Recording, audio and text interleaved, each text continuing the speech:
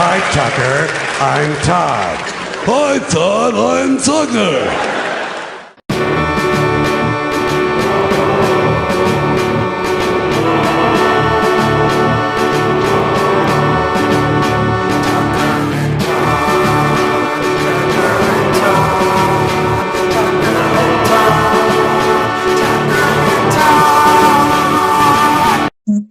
Now recording. Welcome to the show, Craig. Hi, Craig. And what a warm welcome from the both of you perpetual knobs. So let's see what our selection of premises is today. Our premise is, well, before we even get into that, I sort of wanted to develop female characters. I don't know if you liked the idea of the straight woman. I think it would be funny if we were capable of handling it at least marginally delicately. I think that would be the plan. Like, I think the idea would be that we are not making fun of her ever. She's never the butt of a joke. She is literally there as the, like, in Monty Python, the stop that, that's silly. Yeah, exactly. Yeah. The only time it's ever a punchline is literally when, I don't know, maybe somebody hits on her and she says, sorry, I'm gay. Yeah, she reigns in our worst impulses. Maybe we avoid using labels because labels is what everybody loses their fucking mind about, and she just says, sorry, I'm not into men. That's better. Yeah. Yeah. Don't assign herself a term, just say what she's not. Right. I'm not into guys. And then somebody else can say, but aren't you the straight woman? And she's, because maybe she's got a shirt that says straight woman. Because maybe that's the indicator. People pick up on the straight woman thing, and then she says, that's just my role. That's just what I do as a job. That's not who I am. Do. Yeah. And maybe that can also be a joke, because then the guy that, one time anyways, as a joke, the guy that is asking is also wearing a shirt that says what his job is, or says what he literally is, and that's why he misunderstood. What would his shirt say? What is he literally? Okay, so this is not what it actually is. Something like a size queen or something like that. Sloppy party bottom or whatever. That'd be funny if it was his shirt. Yeah, his shirt says sloppy party bottom. Or power bottom or something like that. Wow, power bottom, serious move. What did his shirt say? Would it say something innocuous or would it say something insane? To make that joke hit as good as possible. For him to think that all people's shirts are to be taken literally. Do we punch down or do we punch up with him? I'd say before you start punching anything, you should look into a pop screen for your shitty mic. We probably always want to try to punch up. And I'm also curious for her. I'm really interested how much we get her involved. I'm curious to know how we're going to do voices. Do you have any females in your life that would easily sign up for, like, oh, sure, I'll just record voices for kids? I'm afraid not. Most females in my life have wisely decided to alter course. Most of mine all grew up, and so I think some of them are concerned about their identities and stuff like that. But I mean, we have a baked-in ability to avoid identity reveal. Yeah, concealing identity is a big part of the show's identity. But yes, they've grown up, and I haven't, and that's exactly why. Yeah. Maybe we can go, or at least, yeah, we can go on Craigslist. Really? Find somebody who's willing to do like a $5 voice job. I think they already have a site for $5 things, but I think we. Oh yeah, it's Fiverr. Yeah, but I'm sure we can just branch out a little bit and find something that costs $0. I have friends who are like, actually, I just literally thought of it. There you go. And how much did that cost? That cost 4 seconds. That's a little bit less than a $5. It is true. That's a little bit less. How long does a $5 blowjob last? It's about the same amount of time as it takes you to drop trow. Well, yeah, especially not with my chastity belt. Was it installed for your protection or somebody else's? It was installed for my protection. And you have to solve my riddle in order to get the key. My question's 3. Yeah, exactly. Oh, I like the idea of this guy. Okay, this is what we're doing. There's a guy, And he's got a chastity belt on. Okay, is he quite British? And he's got awful teeth, and he cut his own bowl cut. I don't see why not. I mean, that's like a visual chastity belt already. We might have to discover what he looks like along the way, because I think the idea of the personality is he takes great delight in proposing in I guess the reveal of his questions 3. He frequently pulls. He's constantly picking up girls, but every time he gets them to the point of closing, he giggles and chuckles and reveals that they have to answer his questions 3 in order to get the key. Oh yeah. And no girl ever sleeps with him. They're all none of them are into it. They are all the straight women. They're all rolling their eyes. They walk away. But he thinks it's funny because he technically won. They didn't solve the puzzle. Are they into it until he introduces the riddles, or does he actually have to trick them into asking him about them at all? I think well, in my mind, it is they are way into it until he pulls the puzzle. Like, he's super cool. Yeah, maybe he's not a dork. Okay, so he's handsome and charismatic, but he's also hard to get in exactly the way that immediately turns them off immediately. Yeah. All right, I can go with that. That's way funnier than just like an unattractive dork. This is the guy who looks like a solid 9.5, but his stupid riddle joke turns him into a 2. Well, yeah, he gets them all the way home. He gets them all the way home to his like penthouse. Like, he's a cool guy. He drives them home in his nice car, and he takes them up the fancy elevator to the penthouse, and they're way into him. He's a fancy, nice, maybe he's a doctor or something, I don't know. He's a spy. He's he's a James Bondish dude. And then, as they're like, so, shall we move into the bedroom? That's when he reveals that, yes, but you must answer my questions 3! Or whatever the voice is. I don't think he should be Count Chocula. That's not even the voice I meant to do. Does he turn into, what's his name, Ed Wynn? I don't know. I think they would leave before they even get to ask what they are. Perhaps. Do we ever even actually get to illustrate what the questions are, or do they all get driven off before we have to get to that point? And that becomes an ongoing joke where nobody knows what his questions are. They all get driven off immediately. I mean, eventually... then maybe he should do a stupid sing-song voice. If it is... I do, yeah. I'm imagining, like, the prince who doesn't want huge tracts of land. But I don't like her. Just wants to sing. And this guy just wants the women to solve his riddle. Okay, so if he's going to drive them away almost immediately, then yes, he probably should put a little bit of song and dance into his revealing that he even has 3 questions, and it probably involves one of those spectacular maneuvers where he just like gestures with his hands and all of his clothes fall off so that you can just see the chastity belt. Yes, I like that. It's like the Bruce Almighty, the Jim Carrey swoosh back arms. Yes, exactly. It's got to be the swoosh back arms. It's the swoosh back arms. Okay, and then so maybe this turns into okay, so the tone, I don't know if it is all musical. As the girls leaves, he's all gleeful and joyful that he's once again, his riddle has not been solved. His chastity remains in place, and he walks to his balcony in his penthouse, and then the tone immediately changes, and there's like a tear in his eye, and it either goes to an inner monologue or a song about how he's sad because his riddles have all remained unsolved. No, he's definitely happy.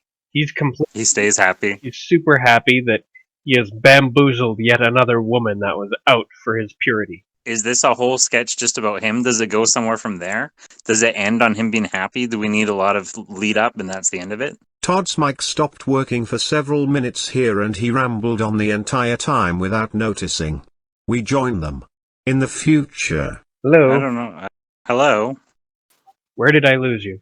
I don't know, because I dropped out. Were you talking the whole time I was talking, maybe? Did you hear any of my... No, I didn't. So I guess we were both talking. That's funny. Maybe I got confused. I wonder if any of it got recorded. Well, then you say yours, and then I'll say mine. Well, I was saying that the majority of the sketch definitely has to be this guy, being on the level with his finger on the pulse. Like, he's cool, charismatic, handsome, all that.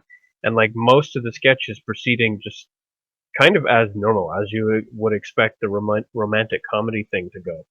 He gets her back to his place, they have a wonderful time, fancy, expensive wine, And then, of course, it's right at the very end when he does the arm swoosh and he does the chastity belt reveal, and then he tells her his ploy that she must answer his 3 questions, break the riddle in order to get the chastity belt off, and then she leaves, of course. Yeah. But that's right at the end. So we play it straight right till the very end, and then flip the table on it. And then, of course, he has to save some kind of trinket, knickknack, or souvenir from the encounter and throw it into a drawer with a big pile of similar trinkets and souvenirs, like he's some kind of serial killer. So I think it's best that it is serious all the way through. I think that also in a little bit of a way also sort of shows our stylistic range and like writing range. And I'm thinking maybe all of the serious stuff has 0 dialogue. Like, you know how they'll do like a long serious montage with just like a nice like jazz soundtrack over it, and you'll see the relationship developing. Oh yeah, lots of saxophone. Yeah. Lots of saxophone. And you'll see these relationships developing. Oh, maybe that's the way we do it. You see him on all these different dates with all these different women. And then the last scene is you see them all, it's all silent montage, and you see one shot, one woman goes up the apartment, second shot, second woman goes up the apartment, third shot, and you see these shots in a row.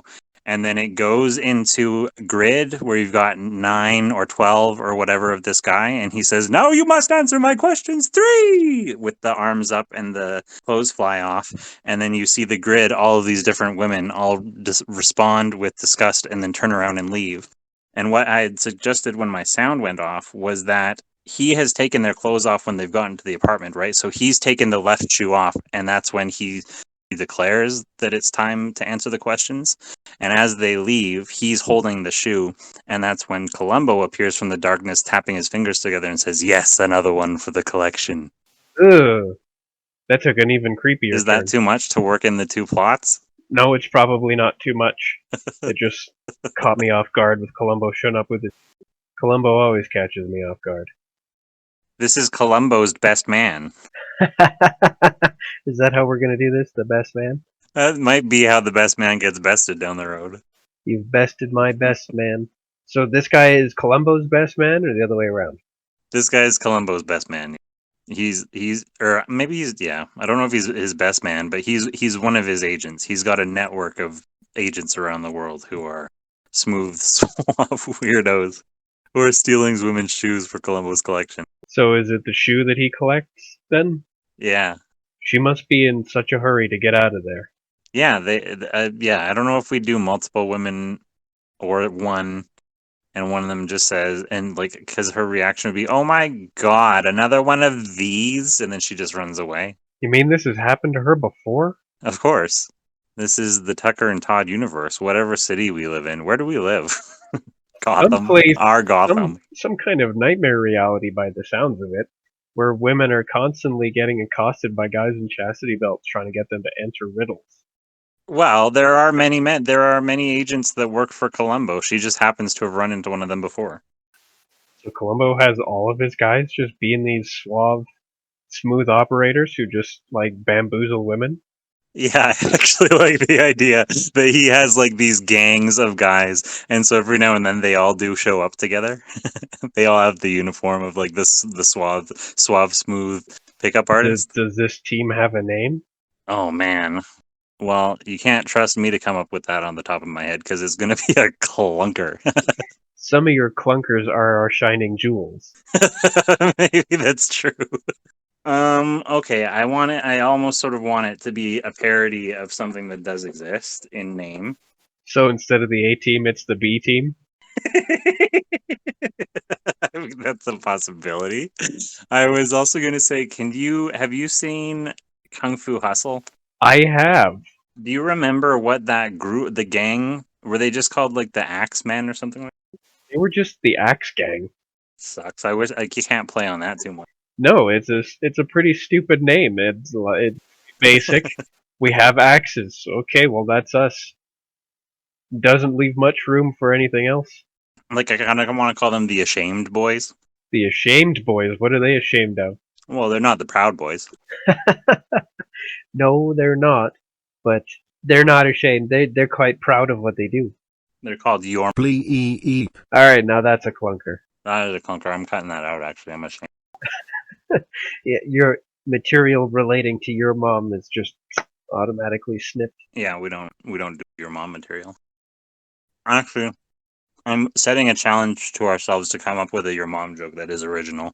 And I'm setting a challenge for you to go without munching your cookies into the microphone for one episode. That's not a bad goal to have. I think it'll be an important moment. But they need. I feel like this is a good idea, and they need the perfect. Yeah, they do need a good name if they're going to be a gang and they just wander around and just inconvenience and otherwise waste the time of the neighborhood women. Like, are they called the fuck boys? And then they get mad when people don't spell it with the V. You mean in place of the U? Yeah, because they're like Zoomers. Ugh. Are we trying to get people to hate them? Are they called the fuck boys? Because that's like literally what they. They're not doing any fucking. But they're doing 90% of like the description. They are, and they're out there just catfishing women. Are they called the fishermen? That's closer. Now it's starting to sound like an actual gang. The East Side Fishermen? East Side, huh? The East Side Apostles? Oh no, I like fishermen for them. I'm trying to make biblical reference. Apostles is definitely sounding biblical, but do we want to be that way? We already have a Bible on the shelf in the studio. We do? I missed it.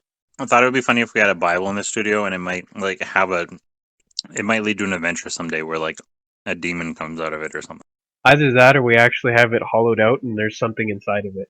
Oh yeah, that's a good idea. Like an EpiPen or something. Somebody on the set has an allergic reaction. Bring me the Bible. What's that gonna do? And it's an EpiPen that looks like a crucifix. Ooh. Now it's sharp and symbolic. And we say it's the epistle pen. You have to say it. That way if anybody doesn't like it, it's your fault. Okay. Oh, you know how there are those people put those stickers on the back of their cars with the little family stickmen? Yeah. And they got like the little stickman dad and the stickman daughter.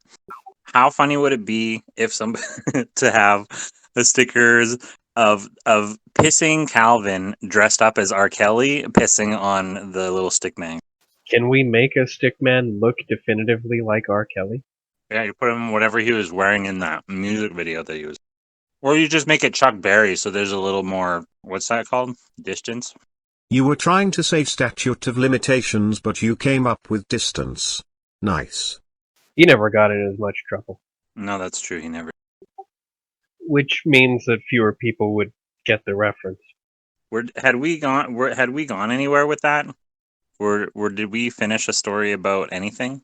Do we need to move on to a new prompt, or did we like? We played around with. Oh, the fisherman. We were the fisherman. One fisherman, because he's been catfishing these women, and you decided that it should be a montage of him actually showing snippets of him luring, like seducing very successfully a multitude of women, and then it cuts to the end where he does his arm swoosh, reveals the chastity belt and the restriction, the need for riddle solving to even get it off. And then he apparently collects a shoe for Columbo. Now, I think he should only collect the shoe from one person instead of just showing a montage of shoe collection. Yeah, I agree. Because I think the montage should end as the women react, and then it cuts to the final. It cuts to like now, present, or like the final, the most recent, and she storms off, and that's when we come back to like, okay, with them, and they have dialogue. Here's something. So yeah, a combination of the souvenir collection and the shoe collection thing. That is just the one lady, the one person who actually did leave a shoe behind. He tries to toss it into his souvenir collection, which obviously has a bunch of trinkets ranging from like a mail key to like somebody's old Blockbuster card or something, and just like a bunch of like little that nobody actually Okay. wants to get back, and then he's about to toss a shoe in it, and Columbo stops him. Ah, okay. So Columbo doesn't have a gang, and they're not all doing this. It's just the Oh one no, guy? he can still have a gang, and he's collecting that tribute from one of his fishermen. Oh, I see. He was gonna keep that one. It was like, no, you know how the job works. Yeah, if you get a left shoe, that's for me. You know how it works. You can keep everything, but if you find a shoe, I'm afraid that's mine. the shoes go to Papa. Yeah, he can still definitely have a gang, and that guy still has his drawer full of super creep artifacts, and we have the first fisherman. And that's maybe how you introduce the fisherman in the dialogue is Columbo says, you know the rules. If you want to be a fisherman, the shoes go to Papa. Yeah, that works. Then it actually gets name dropped on screen, which is something that we're gonna have to figure out how to do for a lot of stuff. That's part of the fun. If you want to be in the fisherman, and then it cuts into a musical scene. Just segues right into a bit of sing song. Yeah, it's like in did you ever see Oliver, the musical Oliver Twist? Not for a long time. How like the little pickpocket boys all come out and sing, "Consider yourself a friend." And we want to do this for the fishermen. So here's the thing. I very much like musical theater, but I don't want to come across like we're aping Matt and Trey that much. Yeah. I don't even know if I want them to even look in our direction. At least we've managed to keep our aesthetics very far away from those. Mm-hmm. But they really do enjoy their musical numbers. I still have not seen The Book of Mormon. Really? I was in New York City when it was playing on Broadway, and I thought I was going to go see it, but tickets were like $400. That checks out. And then I had bootlegged a copy of some form, but it was so shitty. It was just like a cam from a theater. I would like if they would make a movie. They made a movie? Yeah, so it would be distributed, and then I can just have it home. Yeah. Come on, guys, let me watch your stuff. I also didn't watch the new Jay and Silent Bob movie. I haven't looked at it. I'm not really sure if I want to. Yeah, I don't think so either. They're older. I'm older. We have to grow up sometime. Is that really still funny? I don't know. I'm not sure if I want to watch any of those movies anymore. I think those are stuck in my 20s. Yeah, that's the whole. They're in that old you should grow up period, and maybe I have a little, not enough for the women referenced earlier who've grown up far more to come around or anything, but some. Yeah. Even like, do you remember when we went and saw Red State? I do. I feel like when I saw it then, I thought it was amazing. And then I went back and I watched it a year ago, and I felt very disappointed. I mean, the Michael Parks performance is good, but it's kind of self-indulgent. Yeah, it is, and the overall premise of it, it actually is kind of a tired concept. I feel like he was trying to be an art house guy, because it's not. I'm not a movie critic. That's not what we're here to do. But no, it's funny how we don't know the first thing about making movies, or any of the other things for that matter. No, I have no. But I'm speaking from a place of a podcast fan and an artist fan. How you develop those weird egotistical relationships with people. And Kevin Smith is one of those people that like all through like, wow, what a fucking guy. But he is just a guy. They're all just Yes, they're all just people. Guys, gals, and any other configuration of being. He did do a thing on his podcast where he found some journals that he wrote when he was like 17, 19, and he read out his journals, and it made me really wish that I'd held on to mine. I know that they're cringe, but that's the thing that I wish I could do when 40s or 50s is go back and... You are cutting in and out. Are you getting too far from your microphone? Am I getting too far? I don't know. So you wish you had held on to your cringe little baby boy journals. Maybe a little bit, because I'm also at the same time, the last time I remember reading my cringe baby boy journals was when I was, I don't know, 2013, like 22, 23. And when I was 22, 23 reading journals from like 15 to 17, it made me feel like suicidal. Like I hated myself so much. I hated that the person that was back then was also still technically the person who was holding the book reading it. You didn't like having like a causal relationship with whoever wrote that? Precisely. It was I had an existential problem with like that. I know that I've grown up and things have changed, but that's still the guy. It is a guy that is long gone now, but He's dead. but there is like some kind of continuity that connects you to who that person is. But Yeah. it's a long line. There are, many degrees of separation now. Extremely. That said, I don't have any baby boy journals. I never bothered keeping one. If I couldn't remember something, it wasn't important. Oh, I was such a emo baby boy though. I was all into that aesthetic. I had the journals. And they were full of your feelings. They were full of my feelings. Why do I have so many feelings? Why did God give me feelings that are so difficult to bear? Here's some poetry to deal with it. Yeah, I mostly just thought these things and then never said them. I guess I'm what you Yeah, I would don't call know. a stoic. A stoic. Yeah, I don't know what influences that behavior. I don't know if it's seeing it and copying it. Oh, probably that, yeah. Seeing it and copying it. But that said, I was exposed to writing journals and all that stuff, and I never picked up even one. Did you have like a pop culture idol when you were 13 or anything like that? No, when I was 13, I just listened to a lot of metal, so that was the closest thing I had to pop culture. Yeah, I was just that's because I was just getting into it, into metal that is. But I'm thinking specifically of like from the age of like grade 7 through 9, maybe 7, 8, around the time, anyways. I started homeschooling, and so I had a lot less like socialization with people and influence of what they were into. But I heard "Smells Like Teen Spirit" as a teenager, and it spoke to me in whatever way. And I consumed everything Kurt Cobain for years. I bought everything, and I think that might have been where the journal writing. That's definitely where the emo came from. It's where the emo came from for sure. Yep, that's where your emo. That's where all your feelings, all the feelings and connections made to them come from. It's all Kurt Cobain's fault, and generally grunge. Grunge. It also came from church though, because I don't know why. Like, do you recognize how many like hardcore bands and metalcore bands are Christian bands? No, I haven't. Probably because I did whatever I could to stay away from religious symbolism in music. Yeah.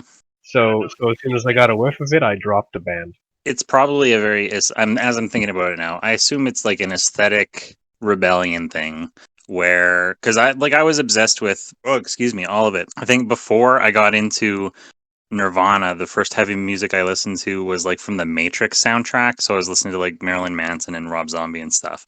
And that got me into like, oh, I like all this occult shit. Look at all these pentagrams and Anton LaVey, and that kickstarted the whole. And also, I was listening to George Carlin at the same time, so that kickstarted the whole.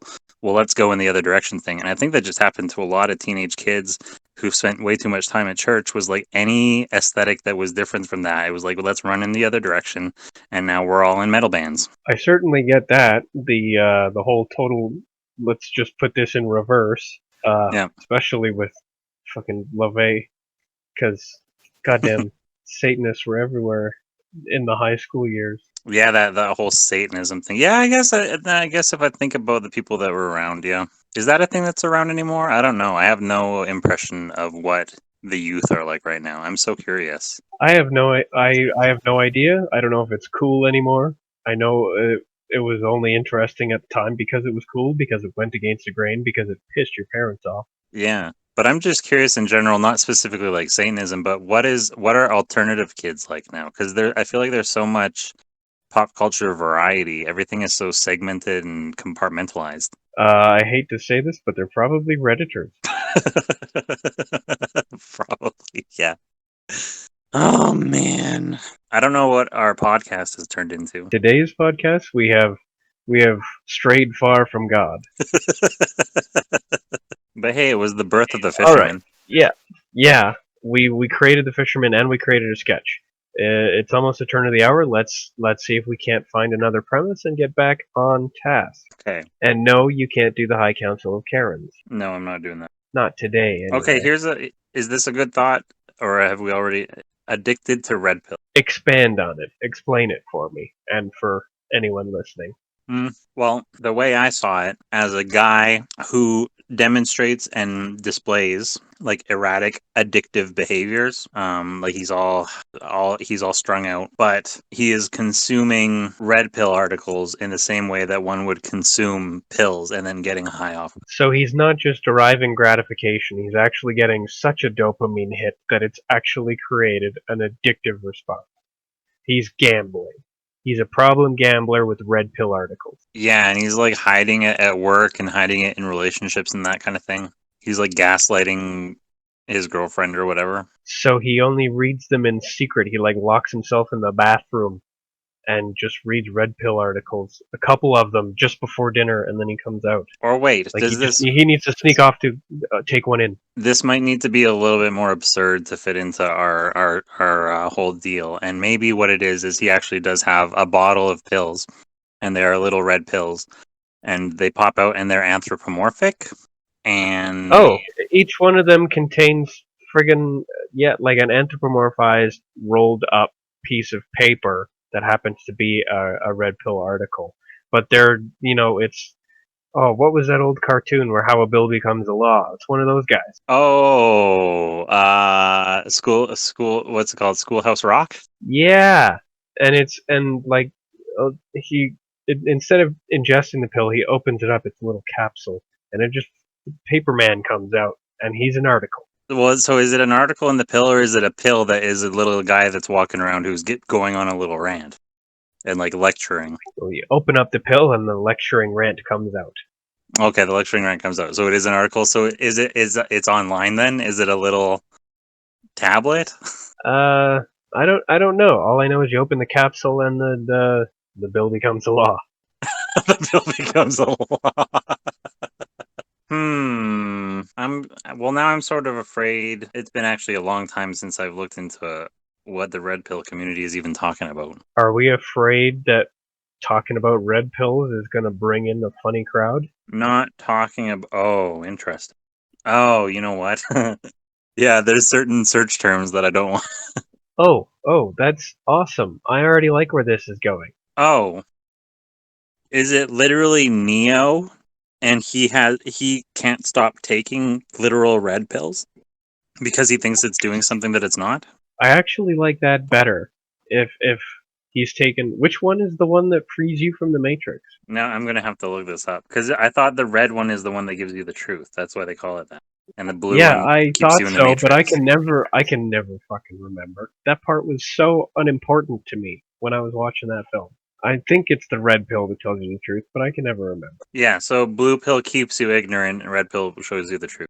Maybe he should be trying to take tons of blue pills because he wants to go back. Okay, so he's taking blue pills because he wants to go back, but because he already took the red pill in the first place, does that mean they only give him like a temporary hallucinogenic effect? Interesting.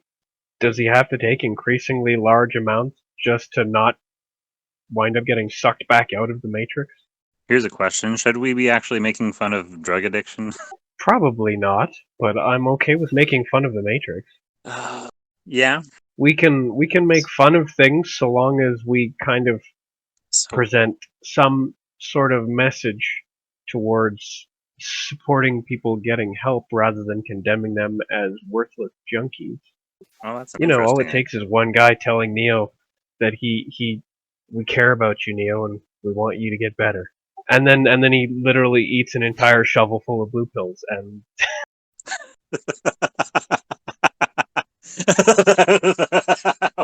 I wasn't expecting it to go there. But yeah, that would be a good way to go there. I was gonna say that's when Neo breaks down and then he goes to rehab and he cleans up and he becomes a member of the Fishermen. He definitely could, and that's how John Wick is born. But I like the idea that he stays, that there's this kind of serious... Okay, that is the way to go with it. Because then you're acknowledging that it is a thing, but then you're also subverting it right at the end and kind of making fun of it in the end. So you have this serious moment where he consoles him and says that it would really be great and we all are here for you and we can't tell you to do something that you're not ready to do for yourself, but we're here for you, and when you are ready, we'd like to see you get the help that you need. Followed immediately by just take it down. He might even interrupt him to start. He might not even finish his sentence.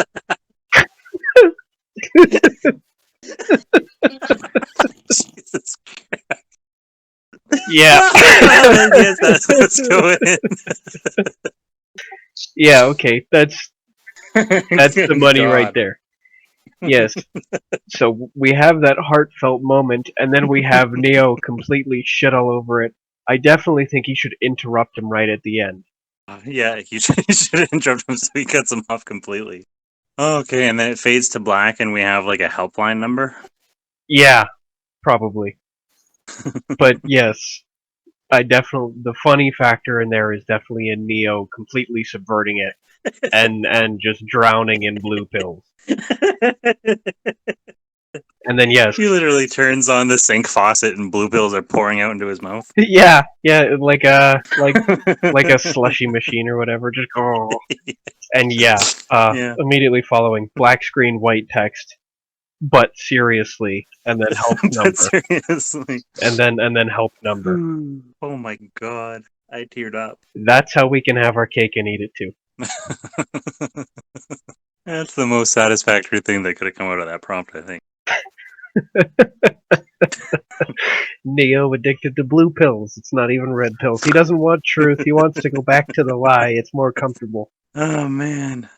And you know what? I kind of feel That's that way. one of his lines. I want to go back to the lie. I kind of feel that way. Not gonna lie. No, I get it. All right, that sure didn't take very long. So while this heartfelt and sincere friend is telling Neo that there is help and that his friends and family are there to support him and all that, between like various bits of those lines, does it cut to Neo taking pills in increasingly silly amounts and scenarios, and the very last one involves him sticking his mouth underneath just like this pill dispenser machine and just I'm not sure, because that... Or does it make it less funny if it doesn't happen just once right at the very end? That's why I'm not sure. I think the long build up. I feel like the long build up and then the surprise, especially if you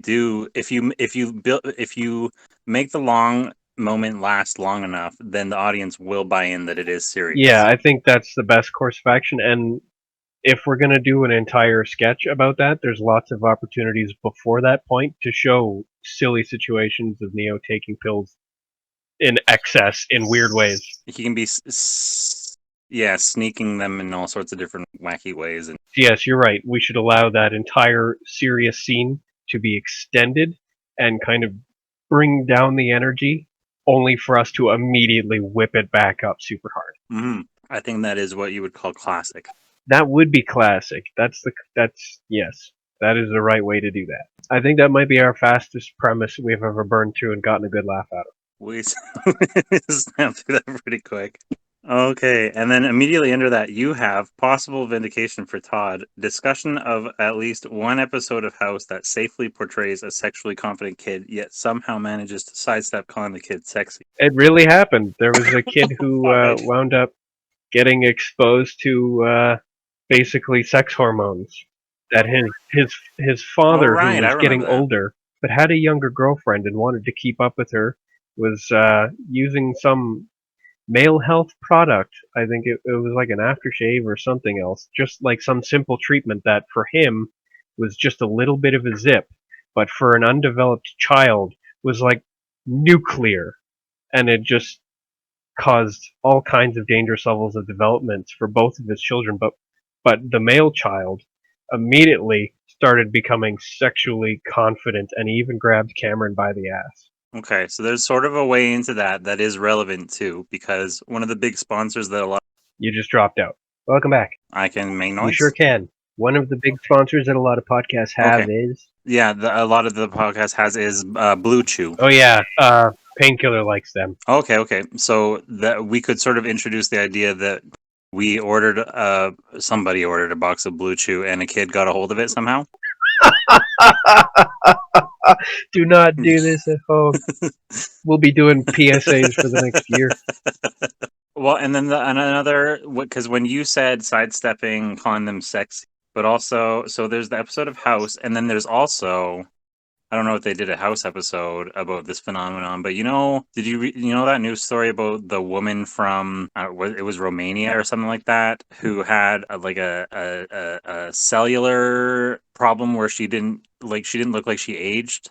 So she was actually 30 something, but she looked like an 8-year-old, and she got adopted by a family in the States. That sounds like the plot of a thriller movie where a woman who appears to be a child that gets adopted then goes ahead and kills everybody. Yeah, I think that movie was based on this story. Yeah, I think I saw that movie, and I think it scared the shit out of me. Well, when you see photos of the woman that was actually the woman that did it, it is like chilling to think about how somebody could do that. Every little girl I see, I don't assume they're a little girl. I assume that they're a full-grown woman who's ready and willing and very interested in killing me. But only killing you, nothing else that grown women are interested in. I'm pretty sure all grown women are only interested in killing. There's no other interest involving me to grown women or little girls or anybody else. They all just want to stab me to death in my own home after I've adopted them. Is that a funny idea? A guy keeps accidentally adopting people that aren't children? You mean like a guy who just way too trusting and constantly accidentally adopts murderous infiltrators? Yeah, why would he would not? Yeah, I guess how would he not catch on? Well, he catches on because he winds up getting stabbed. He's covered in stab wounds. They keep non-lethally stabbing him. He brings it back. He brings the kid back to the adoption agency, holding it out by its armpits. Like, I'm returning this one. Yeah, I need to turn this back in. I'd like to exchange it. Yeah, this one's defective. Sir, what's wrong with it? Well, it keeps stabbing me. Is it stabbing him while he's holding the kid? It's this hypothetical person that we haven't assigned a gender to now, because I think we've just unassigned it, is definitely making the arm maneuver, the motion trying to stab, but since he or she has these little underdeveloped arms, can't quite reach. There are some like visual things that like our format limit our ability to do things with, but I wish we could have a scene where the parent figure is holding this girl out by the armpits, and she keeps pulling knives out of different pockets, and the social worker or whatever keeps having to pull them out of her hand before she can stab it into the dad. Oh, I like that. Just like a belt knife. Nope, a boot knife. Nope, I've got another one in my shoe. And then it just on and on. Just impossible to disarm this little killer. While he's calmly asking questions for the return process. Oh yeah, it has to be done totally deadpan. It's Ben Stein deadpan. Like, this is an everyday occurrence at this adoption agency. This happens all the time. You're gonna need to grab the red form, and there's like a room full of people with clipboards filling out red forms. And some of them still have knives just sticking out of their body. They have a variety of scrapes and wounds and burns and whatnot. Okay, now we have a premise. This has to be like a specific adoption agency that only adopts out real problem children but doesn't tell anybody that these aren't actually children. They're just child-looking murderers. Okay, so is this a premise? It's a sketch that takes place in this adoption agency and it doesn't go anywhere else? Yeah, this is now the adoption return sketch.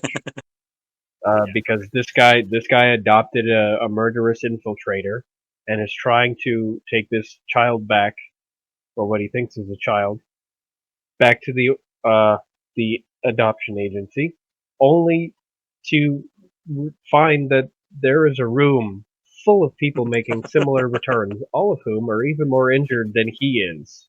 And none of this phases anybody working there, and thus some manner of I think something we can do with the way we set up our show is for one of the adoption workers to actually just shake this child and have a bunch of knives fall out. Yeah. Some brass knuckles and an accordion. Oh yeah, gotta have an accordion. Just right at the end, it falls. It has to slinky fall down flat, make that noise, and then kind of slinky lilt to one side. Okay, so there's that. There's one of those old-fashioned black ball bombs with a lit fuse. Yes.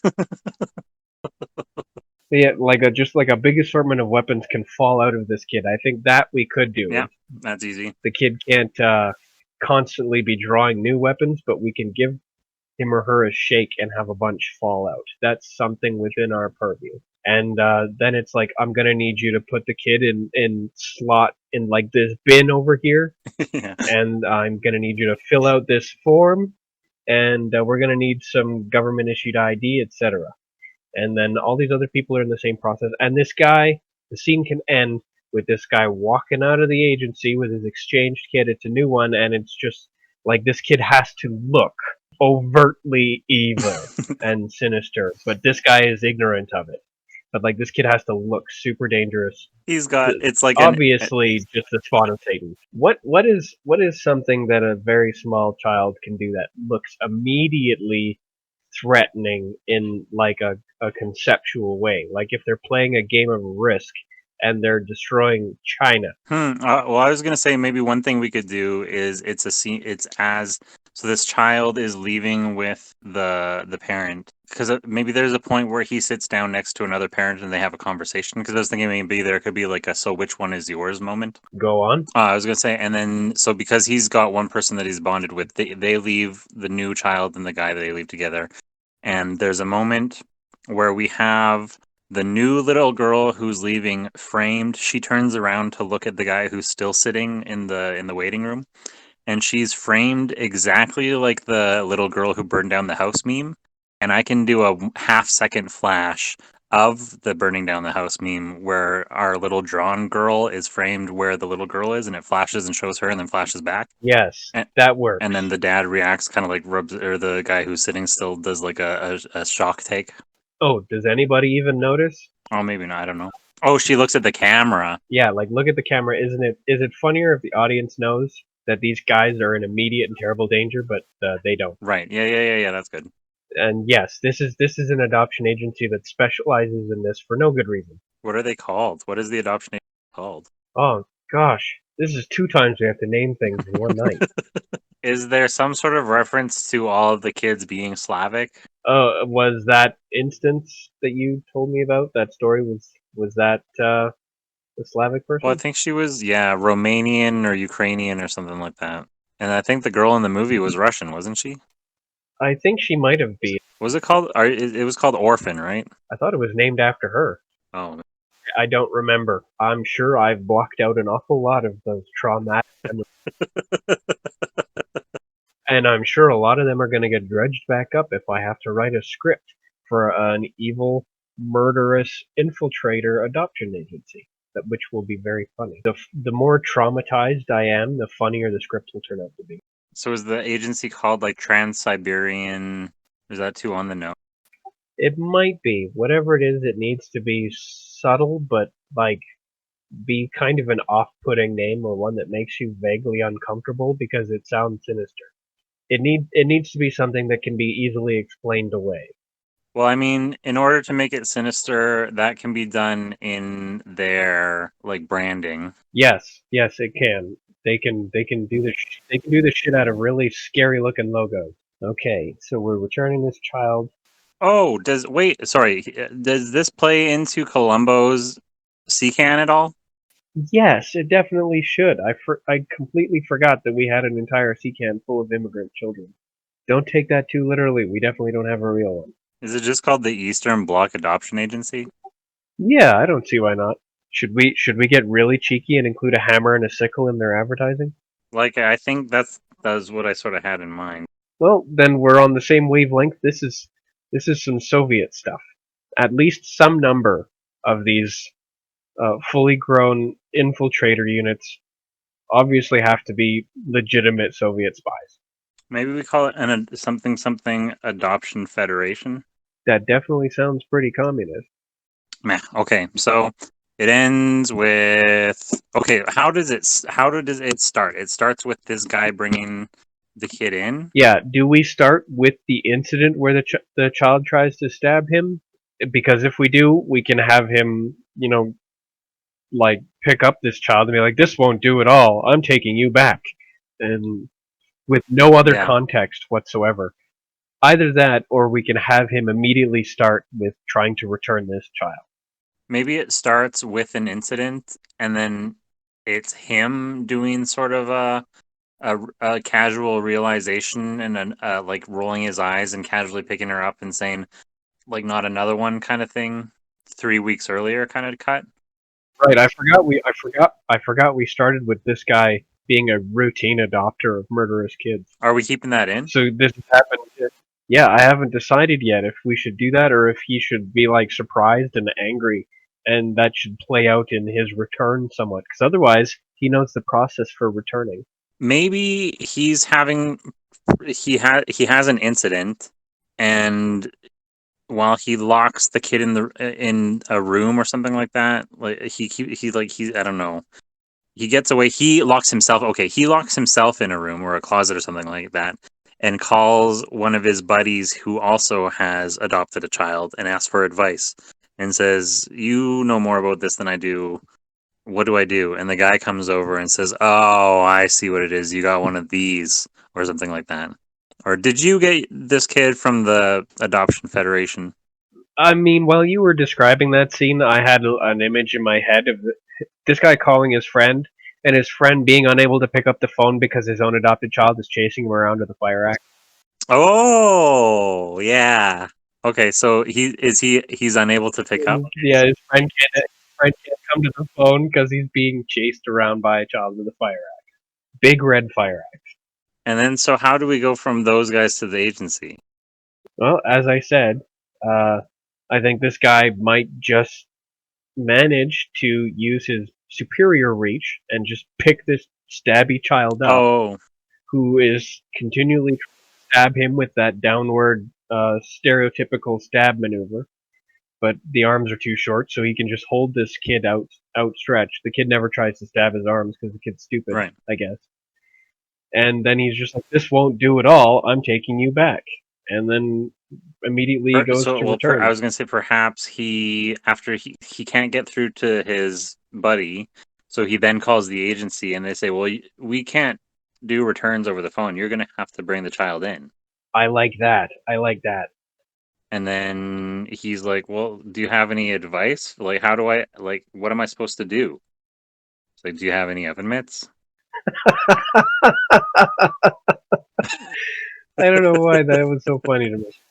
Oven mitts, that'll save you from any stabbing. Protect your hands. Like, she offers useless advice. Yeah, completely useless advice. Because if the child succeeds in killing this guy, then we don't have to file a return. Actually, he asks for advice and she's like excited. She's like, "Ooh, just make sure you always cover your crotch at all times." And so he has a cooking pot held over his crotch, and then it pans away, and you just hear the sound of a knife hitting a cooking pot, and he's like, "That was a good idea." As she's leaving, you just hear clang, clang, clang, clang.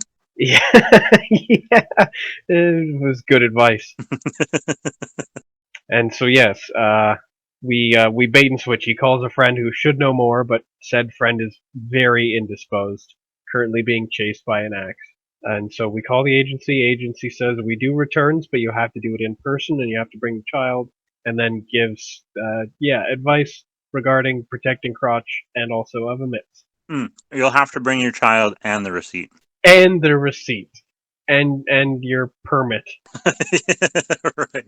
And then what follows is the scene at the adoption agency where the guy walks holding this child outstretched, this stabby child, into the waiting room of an agency that is full of other people in similar circumstances, but they all need to be slightly different. So and at least one guy should probably still have a kitchen knife sticking out of his shoulder. One guy is actually dead, and the kid's just sitting there like licking blood off its hands. That is grim. I like that a lot. One of the people there should definitely be dead. He didn't get served quickly enough. and his number is being called out. Yeah, he's actually next. They're calling his number, and he's just holding on to it. So then somebody nearby scoops it up and gets up. Oh yeah, that's actually how we cut to our guy being next in line. So he doesn't have to wait in line. He grabs the number and moves up. Yes, that's very good. And thus begins the next part of the scene where we're dealing with the adoption person, who this kid is also trying to stab. and then the adoption person is just like, here, let me deal with that, and then just shakes his child and all the knives and brass knuckles and the accordion and everything else just falls out. And then does the kid get kind of like led away or dropped? You said it dropped into a bin. Oh yeah, I'm talking just like unceremoniously fucking chucked into this bin. And then the bin just disappears down the hall on a cart? It's more like the movie return slot from old blockbusters. You throw this kid into like a door flap. Oh, okay. Yeah, Like okay. Yeah, it's just a return bin, and that kid now goes down a chute into the sea can. Okay, I like that. So yeah, it's just returns, just like it has a sign on it, returns, and you just throw the kid in there. Okay, so the kid goes down the bin and then lands into the sea can? Is there We don't actually have to show where the kid goes, unless you think that'll somehow make the joke even better. No, I think actually, it is you're right. pretty funny to just like unceremoniously wash our hands of this kid, toss Yeah. him in the bin, and then move on with the scene. Toss in the bin, the kid disappears, and then if this is one of the bits that we actually end up like producing assets for, that is a kid that we can bring back later in a sea can. Yes, that kid can definitely come back later in the sea can. I think, yeah, we would keep all assets, and in some way, Columbo is in cahoots with the adoption agency in some way. They actually breed fishermen for him, or not breed, source. Through a similar source, anyways. But this adoption agency doesn't have any kids. They just deal in like adults that look like children that happen to be murderous. So yeah, we're gonna go ahead and point that out once more. This is not actually a kid that's being abused. This is a murderer, a murderer in their 30s. Yeah, these are criminals, con people, and they're grown up and they know better. Yeah, this is a stabby, no good adult killer, which means we can do whatever we want. Yeah, in the bin this kid goes, and then how do they bring out the new kid? Is this child an infant, or is it a really small, just like a really small girl? Because if it's an infant, that's pushing on the this is an adult thing. Well, I was gonna say it's there. They say, okay, your exchange has been processed. Please, your new child will be coming through door number whatever momentarily. And you look over, and there's a whole bunch of different doors, and one of them is a sexy door, but we don't see anybody come out of it. We see somebody come out of the assassin door. So the doors are labeled very clearly as like assassin, and of course there are no sexy kids. Yeah, I don't know if they are labeled with words or if they have like an art style. Okay, so the sexy door is just like a heart with like an arrow through it. It's like Harlequin themed. Yeah, it's just like a little heart with an arrow through it, and the sexy door is just like a fucking knife with a blood drip. Like, just no subtlety, just totally overt. It's a skull. It's the entrance to the Dark Brotherhood. Yeah, it's a skull and it's got a knife right through it. Like there has to be a knife. And yes, the one with the heart with the arrow through it or whatever has to have like cobwebs on it and everything. Like there are no sexy kids, and there have never been any. Never ever. Why did we ever put this door in? Actually, it's been boarded up. Yeah, boarded up, cobwebs. It's out of order. Do not use, etc. The more overt we make that, the better. Do we so we verbally acknowledge it then, and then they say somebody in the room asks, so do you get that? We just seen kids come out of the assassin door, and we say, so do you get many kids out of the other doors? And one of the staff says, no, it's almost mostly just the assassins. Should it be verbalized, or should whoever gets asked just say, so long as I've worked here, I've never seen anybody come or go through that door?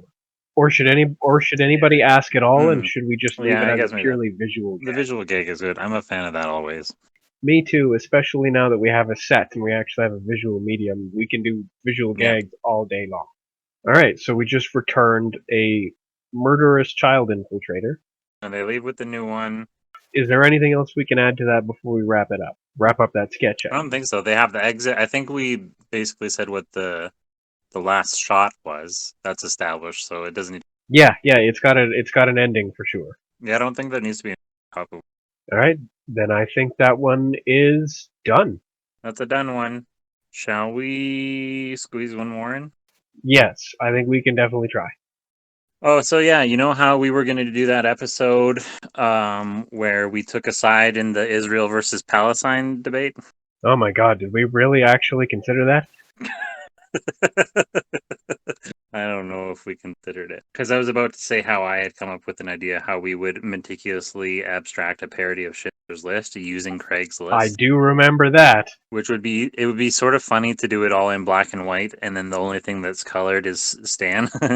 Oh yeah, I forgot he is pink, isn't he? He's the girl in the red dress. Yeah, yeah, everything being grayscale and then Stan being the only thing in color is great. And it has something to do with Craig's List. Craig is shipping. But that's why I said like meticulously abstracted. I wanted it to be broken down to the point that you almost couldn't even draw a comparison. Yeah, the more nebulous the connection is, the better. I have to watch that. We had talked about being trapped in the internet during an outage with Craig. Oh yeah, is it a power outage or an internet outage? I think it was an internet. So the internet goes out, and rather than being stuck without the internet, we actually get stuck inside Yeah, we get of it? stuck inside of it while it's shut off. It has no connection to the outside world. Which means that we're not just stuck in it, we're trapped in it. Yeah. That sounds horrifying. Where would we go? Well, it would become, I guess, the adventure, the motivation would be to come up with a way to get out and reestablish the connection. So we would have to go on a Dora the Explorer adventure, an Alice in Wonderland. No, I guess Alice, but I meant Wizard of Oz adventure across the internet to get to like the center of the internet to reboot. I mean, basically, we're doing Ralph Breaks the Internet.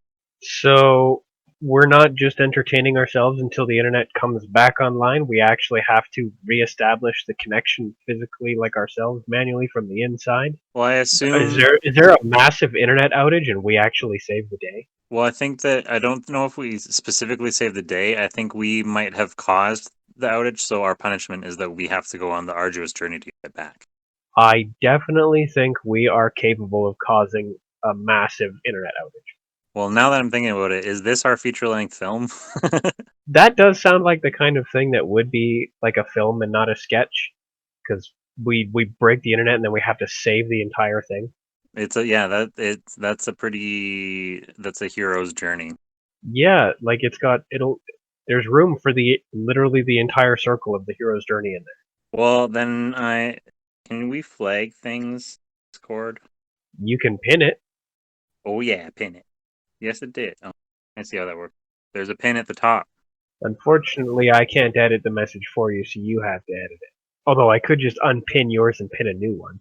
And I mean, there's a very good chance that our first attempt to do a feature length is just half an hour. But I mean, that's still feature length compared to a 2-minute sketch. Oh, yeah, that being able to write a script for a 30-minute program would still be a feat for us. Yeah, the Queen. Oh, yeah, I was thinking of, like, the SpongeBob movie. Well, he gets tasked to go and save the crown. Right, because we had talked before about our planet having a supreme, and talking about, like, galactic and universal, but this would be in the internet, so this would be the leader of the internet. Oh, is it the leader of the internet who tasks us, or is it the leader of the actual planet who like has the last semi-functioning internet node and then literally sends us into it to go and save it? Yeah, that's better. Like, do we break the internet somehow by doing something stupid, and then like someone on the outside tasks us to go to the inside and save it? Yeah. That's big thinking. And so the queen or the empress or whoever has this little like the last router on the planet that still has fucking like 1 bar, and somehow uses Craig's help because Craig's done this one before, and he downloads us into the internet. Oh, interesting. Okay, bear with me as I kind of like spitball brainstorm this idea. So Craig perhaps has a small fragment of the soul of the internet. What's it called? granted, gifted inside him, or whatever the word is. Imbued. Imbued. That is the word specifically that I was looking for. Yes, he is imbued with a fragment of the soul of the internet, and so he's the only living thing. We go to this planet, which is maybe, what is the word? Habituated, inhabited by the original denizens of the internet, and so that's why they have these sort of like ceremonial religious what are they called, shrines to the internet gods or whatever, and those used to be the portals to the other dimension that is the internet, but now those have been, we broke the last one or something, or crumbled it or whatever, and so we have to use Craig to, yes, because he has a piece of the internet imbued inside him, we go inside him, his little USB, he downloads us into the internet. Okay, so that's actually a journey on top of a journey. Not only do we have to go into the internet and do our hero's journey inside of it, we actually have to journey to the place where we can get into the internet in the first place. Yeah, do we have to journey there, or do we start there? I think you just gave us an hour program. Okay. Like, Queenie can always task us to go to this planet or place where the internet happens to be physically accessible, and then Craig has to get us the rest of the way inside. Yeah. So that, yeah, we have to journey. Like, it's not enough just to get there. We have to go inside and then do the entire second half of the journey inside the internet. So yeah, you've just made the journey a two-parter. So we've actually got a TV movie. We have a 2-episode that can be turned into a season finale. Well, we might have actually just set up Act 1 and Act 2, and then leaving the internet is Yeah, Act 3. that's exactly what I'm getting at. Is those are two separate arcs of the story. Yeah, and then they get tied up in part 3. Yeah, and somewhere along the line, we get to decide what internet websites don't get to make it. Goodbye, Facebook. Oh yeah, and definitely because we are incapable of using the same method we use to download ourselves into Craigslist because of the internet outage that we caused. So we can't like retread those steps. No, we get outed. So we have to go to the place where the internet began. Mhm. Todd and Tucker saved the internet.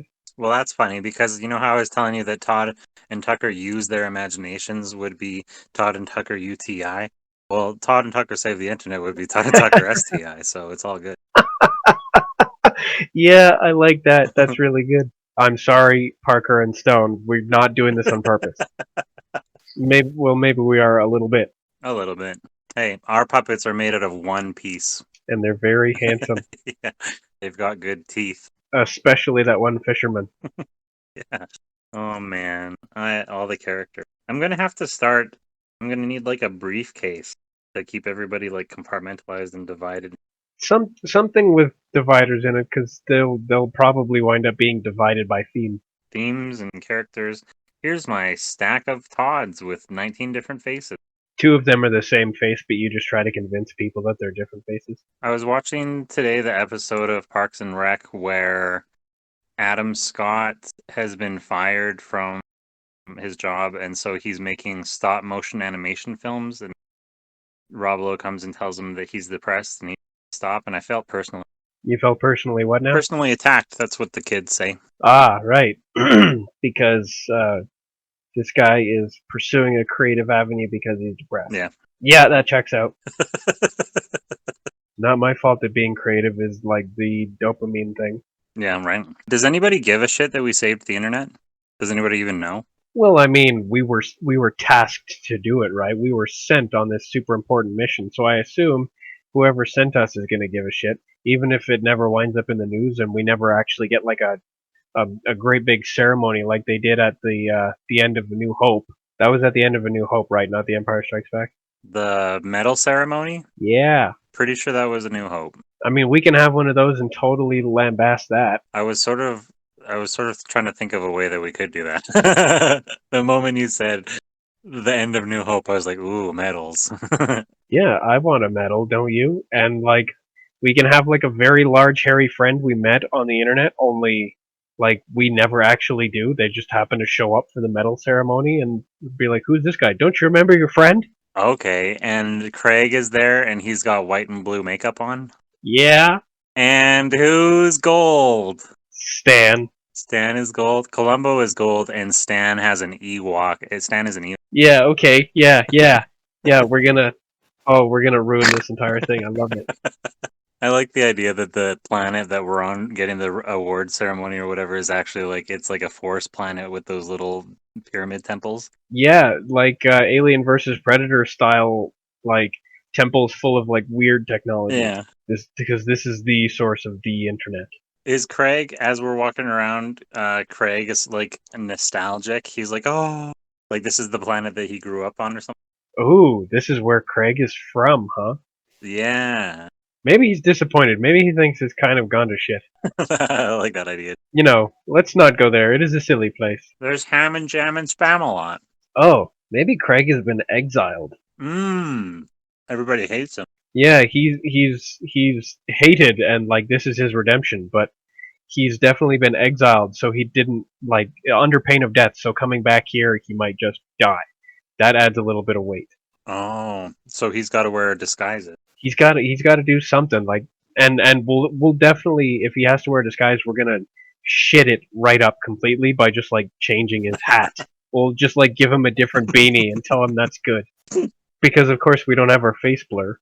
Nope, it got stolen. Well, the guy who was wearing it got stolen. That might even be a reference that Craig says, well, I've actually been exiled or whatever. I'll need a disguise. Can you blur my face? We have to remind him that no. Remember when that guy got kidnapped? Yeah, we're all out of face blurs because we've already done that joke.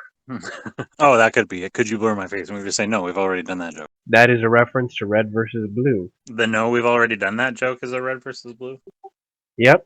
We've completely run out of android parts because we've already done this joke. When they tried to rebuild somebody into a robot. Was that where Rooster Teeth was? Yes. How old is Red versus Blue? Is that literally 20 years old? Almost.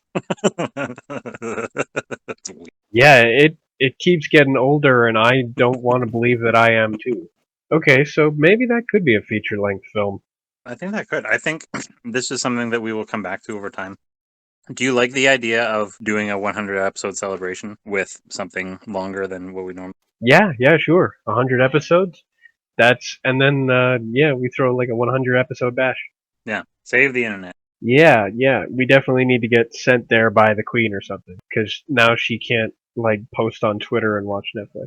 Is that what she does? Oh, I thought she was supposed to be the greatest Karen in the land. I'm sort of thinking the Queen of the Internet might have to be on TikTok. This isn't the Queen of the Internet, though. This was just the Queen of our planet who sent us to this other planet to go deal with the Internet. The Queen of the Internet should be like a horrible like conglomeration of memes.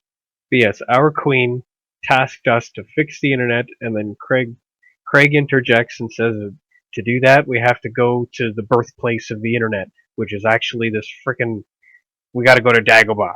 Okay, I get it, and I like it. Okay, so our Queen, because of course our world is a shitty world. It's a hellscape world, and so the Queen is lazy and sucks, and she just wants to do stupid things. That's why she needs it back. Yes, but at the very least, she definitely recognized that we broke it, so she's like, you have to fix it, or I'll chop your heads off, because she's like the Queen from Blackadder. She can't get onto her Minecraft server. Yeah, I can't play Minecraft. Everything is do this or I'll chop your head off. Yeah. So yes, we get sent to the planet where the Internet was born, and then that's where Craig's from. And of course he gets us in, and he gets us to the node or whatever that lets us get in there and fix it. And they have their own queen too, of course. Okay, so while we're in the Internet, so now we're in Act 2 where we're in the Internet, do we have a conflict as the central characters in the story? Do we have a conflict, or do the two of us split up from Craig, or one of us and Craig splits up from one of the other, or something like that? Like, do we have some sort of conflict? Craig refuses to come in with us, but we can like talk to him on like some kind of walkie-talkie. So we're mostly in there without support. Maybe we split up, or maybe we get split up, but I think it's important that we guide the plot rather than having the plot guide us, at least for a good portion of the journey. Sure. So if something happens that splits us up, then we have to kind of impose our agency back onto the plot. Just because characters that are driven by the plot are never as interesting as characters that drive the plot. Well, I was good. Because we were saying before that Craig is in exile. So one option is yes, he doesn't want to come, so we get separated from. Or he comes in with us and then gets kidnapped, and then that is what saving the. We went there to save the, and the mission becomes to save Craig, and in doing so, oh, how about up here? Up here, is that better? You are cutting in and out. Here, let me angle that. There we go. Okay, so That's better. there is the one option, which was Craig stays outside but you had said he was exiled, so he stays outside because he doesn't want to get seen, or he comes in and then he gets kidnapped, and then that becomes how we save the internet, is because we were sent to go inside and save the internet. But Craig gets kidnapped, and so we have to save him, and some sort of sacrifice is made, and we realize that's what we actually had to do because he's got the internet inside him. He has the internet inside him? Well, yeah, because we said that he's imbued with a fragment of the internet. Does that mean we have to sacrifice Craig to fix the internet? Well, maybe we have to sacrifice the body. But fortunately we brought along our handy-dandy USB drive, and this is how we justify in a plot to give him a new body? Maybe. Since you did say this feature would be celebrating your 100th episode, perhaps it would be fitting if I did receive a new body. I guess we would have to say, in that case, we would have to say why he was kidnapped. Because I guess if he was exiled, they're just looking to, like, kill him, right? And now we're also going to make the distinction between, like, the internet's actual planet where the internet is located, and then this, like, quasi-dimension that is the internet itself. Right. There's too many orders of things. So we start off on our planet. Yeah. And then we get sent to the planet where the internet began. And then while on the internet, on that planet, we go into the internet, which is a different place. Correct.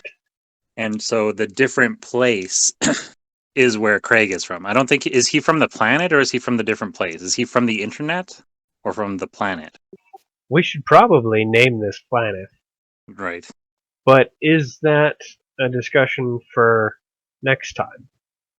Firefox was a Firefox flying around a planet, wasn't it? It sure was. So that's what the planet looks like then. So there's the art taken care of. Yeah, and there can definitely actually be a celestial body in the shape of a fox that happens to be orbiting this planet. Yeah, that might actually be the spiritual being that we talked to there.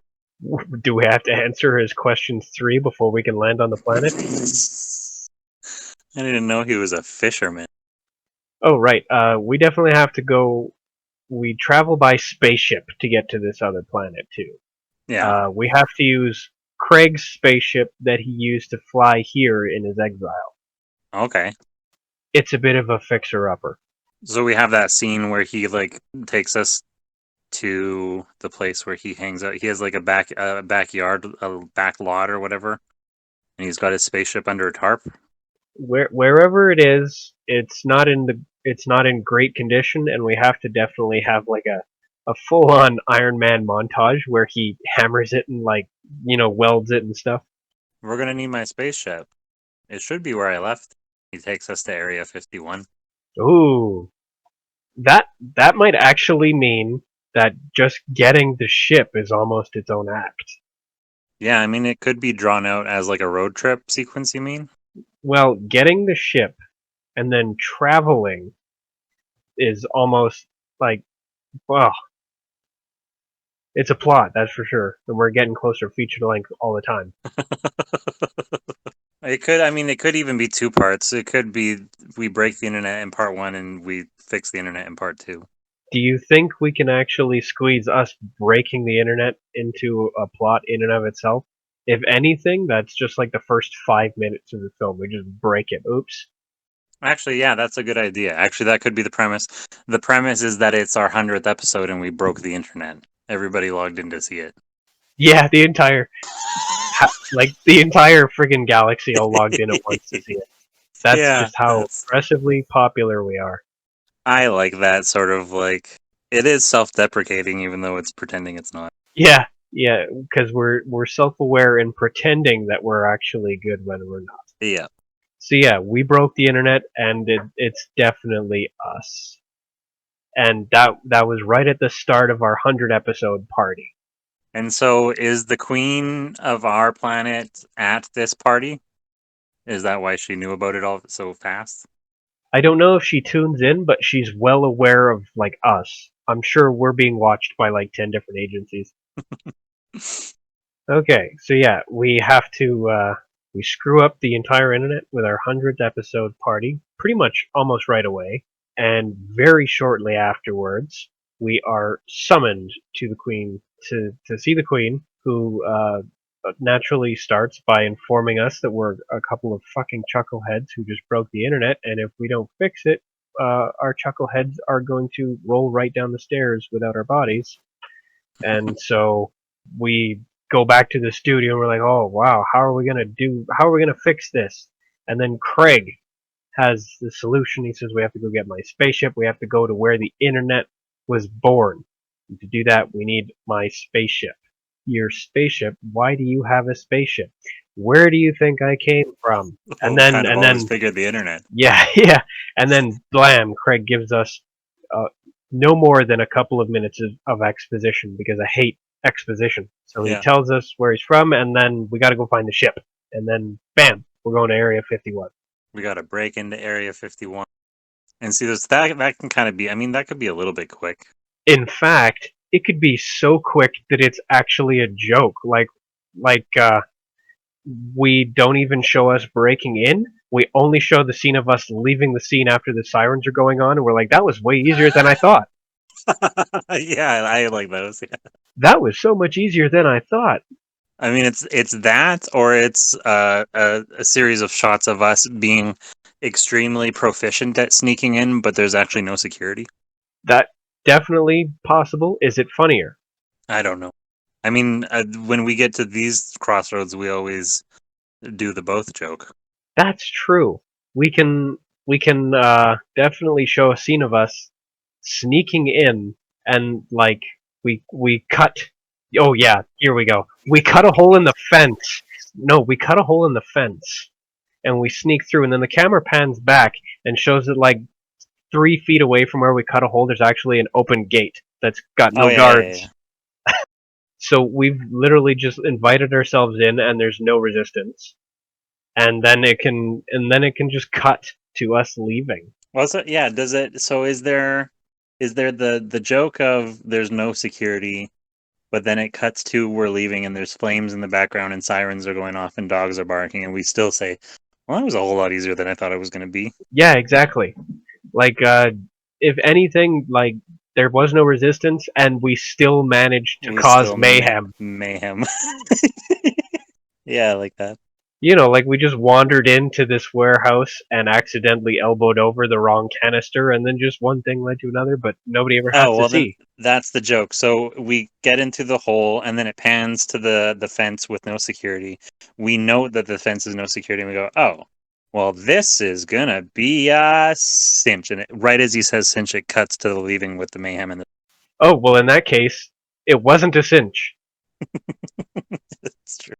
Like, one of us is like kind of still on fire, but I think it's still entirely because of our own self-caused mayhem. Right. And okay, so in that case then, since it wasn't a cinch, is the line still, well, that was easier than I thought it was, or one of us is angry at the other and says, you call that a cinch? Yes. I think we're going to transplant that was easier line to right to the beginning and be like, this is going to be, yeah, like, this will be a cinch. Yeah. So that's where the easy line goes. Okay, yeah. This will be a cinch. And then, like, we leave after practically destroying the entire facility just by ourselves. Yes, the other one has to be angry and be like, you call that a cinch? But the joke definitely has to be that all of that is just us.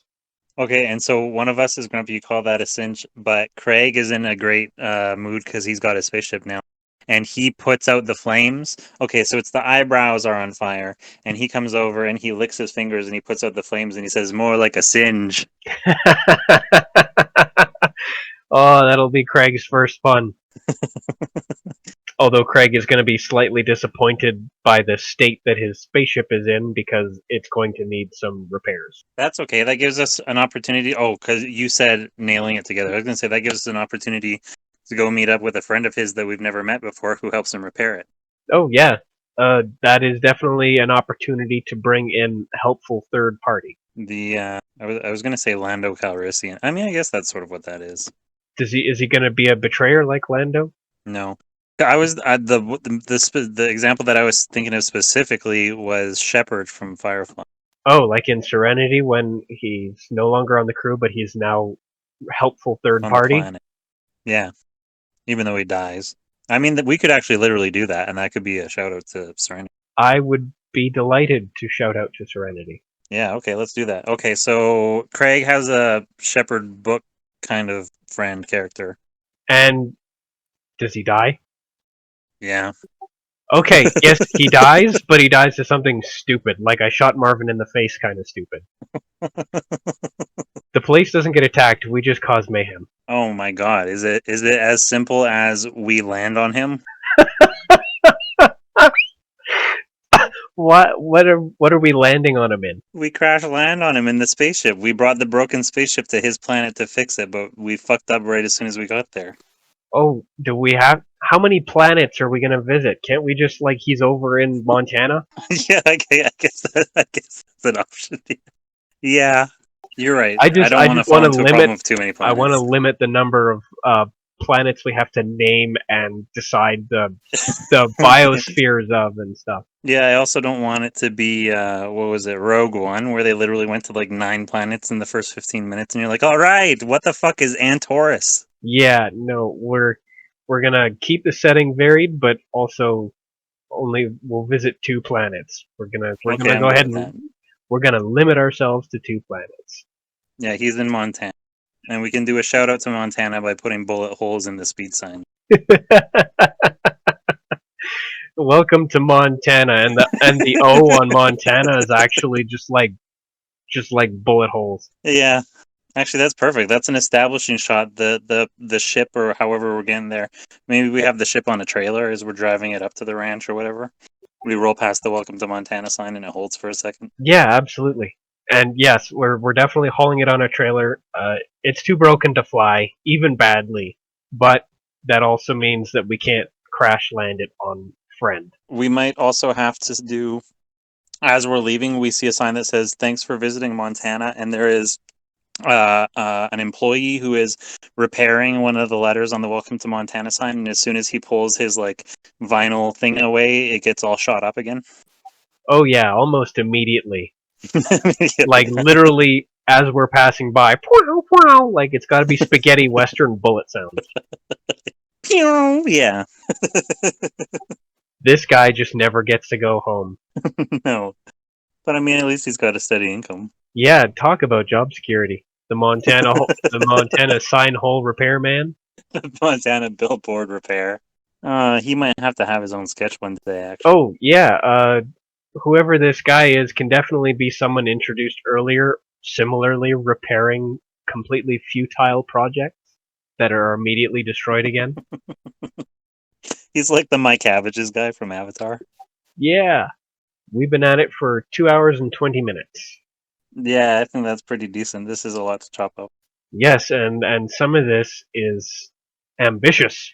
But for now, unless we have any more pressing points that need to come up or any more notes to take, we can start wrapping it up. We can start wrapping it up. I need to start remembering. I'm so bad at this part, and I don't know if maybe I just want to leave it out altogether, but I feel like I should actually say the sorts of things like, if you have enjoyed the podcast and listening to it, you can reach us at tuckertoddpod@gmail.com. You can also check out Tucker Todd Pod on Instagram. And if you wanted, you can also check out Tucker and Todd on YouTube. Those are things we do. I think that was important, and I think if we're really clever, one day we'll record one of those that we like so much that we're just going to paste it into every video and we'll never record it again. Yep. Okay, well that was all for tonight, though. Thanks everyone for tuning in. Thanks for joining us. remember, if you have a blue pill problem, tell someone. Definitely don't keep it to yourself. We care about you. Please stop taking those blue pills. Not for us, for you. And also, I apologize.